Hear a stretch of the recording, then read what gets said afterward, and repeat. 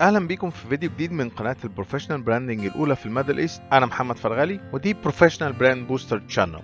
ازاي تكتب ريزيوم اوبجكتيف ستيتمنت قوي؟ في البدايه احب انك تعرف ان الريزيوم اوبجكتيف ستيتمنت عليه خلاف. هل مهم انك تكتب اوبجكتيف ستيتمنت في الريزيوم ولا مش مهم انك تكتبه اصلا؟ في ناس بتقول ان الاوبجكتيف ستيتمنت مقبوله بس لما تكون فريش جراديويت او لما تكون خبرتك قليله في مجال شغل، وعلى الجانب الاخر ناس تانية شايفين ان الاوبجكتيف ستيتمنت مهمه وممكن تبقى ادد فاليو في السي في. على كل احنا هنتكلم عن الاوبجكتيف ستيتمنت وهسيب لك الاختيار تبقى مع اي فريق منهم. What is a resume objective statement؟ الريزيوم اوبجكتيف ستيتمنت هي مقدمة قصيرة من جملة لثلاث جمل بتكون موجودة بعد البيرسونال انفورميشن في السي في، وبتكون عبارة عن اوتلاينز للكارير جولز بتاعتك وبعض السكيلز والاكسبيرينسز اللي بتوضح الادد فاليو اللي عندك للجوب اللي انت مقدم عليها. When is a resume objective statement a good option؟ تاني هقولك ان بعض الخبراء بيقولوا ان الريزيوم objective statement بتعتبر outdated او قديمة، ولكن في خبراء تانيين شايفين انها مفيدة جدا. فانا هقولك 5 حالات ممكن تكتب فيها الاوبجكتيف ستيتمنت وتكون مفيدة.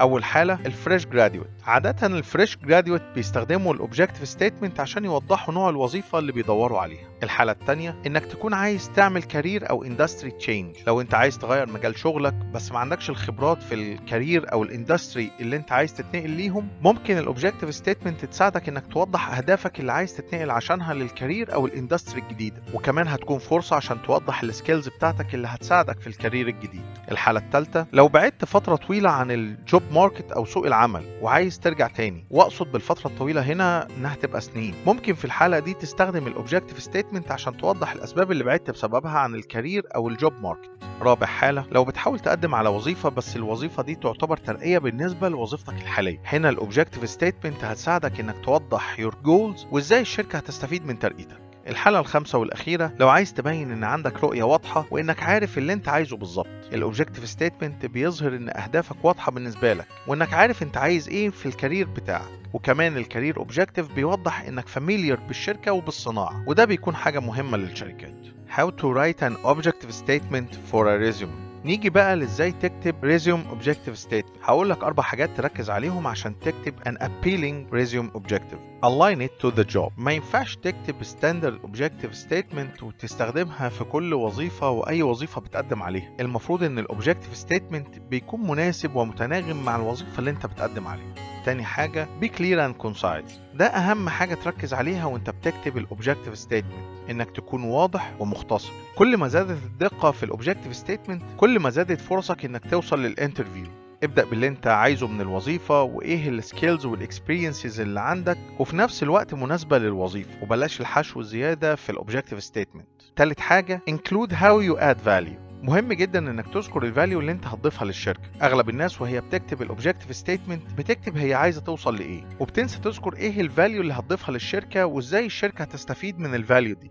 الهدف الأساسي من الريزيوم بتاعك هو إنك بتوضح إزاي أنت an ideal candidate للجوب اللي أنت مقدم عليه، وده أكيد هيبدأ من الأوبجكتيف ستيتمنت في بداية الريزيوم. فلازم يكون واضح من الأوبجكتيف ستيتمنت إيه الفاليو بتاعتك واللي هتشد الهايرنج مانجر إنه يشوفك مناسب للوظيفة. رابع حاجة highlight your strongest competencies and attributes. لازم تذكر في الأوبجكتيف ستيتمنت إيه هي نقاط قوتك، والمفروض نقاط القوة دي يكون ليها علاقة بالوظيفة اللي انت مقدم عليها، ويفضل لو عندك يونيك سترينثز محدش غيرك يقدر يعملها. ممكن كمان تكتب في الاوبجكتيف ستيتمنت اي سيرتيفيكيشنز او لايسنسز ليها علاقة بالوظيفة او الشركة اللي انت بتبعت لها السي في بتاعك.